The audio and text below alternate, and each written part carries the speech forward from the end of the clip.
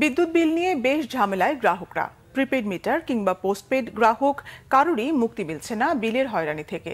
বিতরণ কোম্পানিতে অভিযোগ করেও কোনো প্রতিকার হচ্ছে না। ভোক্তা অধিকার সংগঠন ক্যাব বলছে, গ্রাহক প্রতি 1 পয়সা বেশি বিল করলে মাসে প্রায় 90 কোটি টাকা অতিরিক্ত আদায় হবে।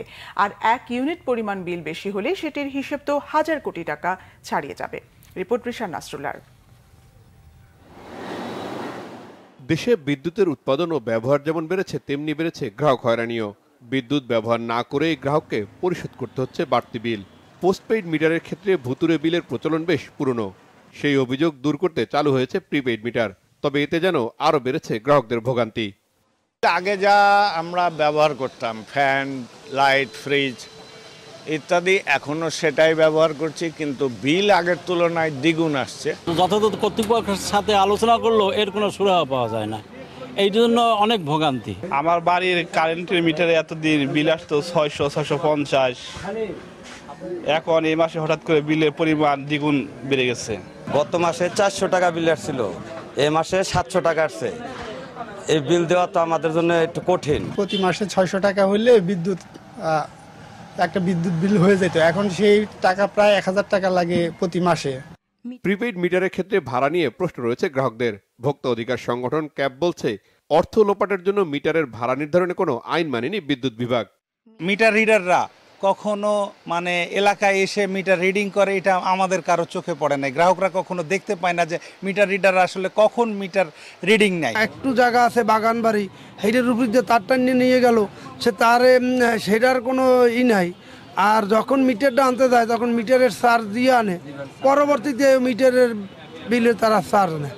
তা মিটার চার্জ যদি তারা নেয়, তাহলে তারা যে জায়গার উপরে খাম্বাটা আছে, খাম্বাটার বিলে মাসিক তাদের ভাড়া দেওয়া উচিত। মিটার চার্জটা বছর পর সারা বছর আমার দিতে হয়। আমরা ডিমান্ড চার্জটা আমরা বুঝি না, বলি যে আমরা জানি না, অফিস থেকে দেয়, আমরা সেইভাবে দিই। আমাদের মনে করেন মরার পর খারার কাছে না, এই ব্যাপারটা এইভাবেই। একই পরিমাণ বিদ্যুৎ ব্যবহার করে আমাদের বিলের পরিমাণ অনেক বেড়ে গেছে। বিদ্যুৎ বিলের মধ্যে নানান ধরনের চার্জ সংযোগ করা হয়েছে, যেগুলো এর আগে অতীতে ছিল না। অসঙ্গতিটা ধরা পড়েছে, সেটা হচ্ছে মিটারের ভাড়া নির্ধারণ করা। মিটারের ভাড়া নির্ধারণ করবে গণশুনানির ভিত্তিতে বিআরসি। আমার কাছ থেকে ভাড়া নেবে, কত নেবে, কেন নেবে, তার যৌক্তিক ব্যাখ্যা ভিত্তি থাকতে হবে। সেটা করা হয়নি। অবৈধভাবে মিটার ভাড়া নির্ধারণ করে আয় বাড়িয়েছে, সে মিটার ভাড়া তারপরে আবার তারা বাড়িয়েছে।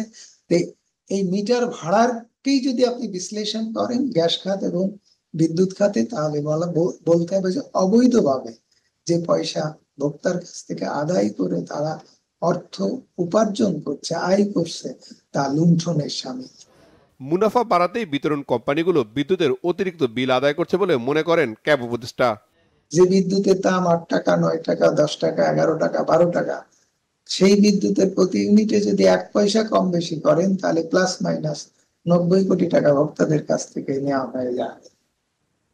সেটা যদি মাসে 1 পয়সায় করে নেন, তাহলে 1000 কোটি টাকার উপরে হয়ে যায়। মাসে তো একবার করে বিল আদায় করেন।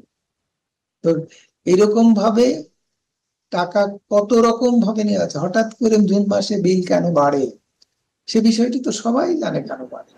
বিআরসিকে পাশ কাটিয়ে মন্ত্রণালয়ের সিদ্ধান্তের কারণেই বিদ্যুৎ জ্বালানি খাতে বিশৃঙ্খলা তৈরি হয়েছে বলেও মনে করে ভোক্তা অধিকার সংগঠন ক্যাব।